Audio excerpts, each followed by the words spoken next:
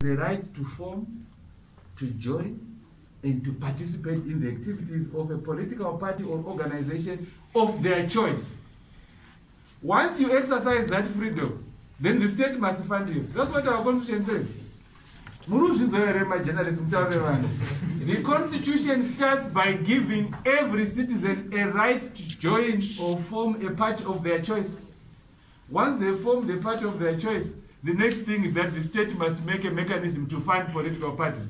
Now, the current act, which is in the process of being amended, provides one method of funding political parties. If you participate in an election and you get 5% of the votes, you get funding, which is what has been happening for a very long time here. But that is not the only way in which political parties will be funded under our constitution.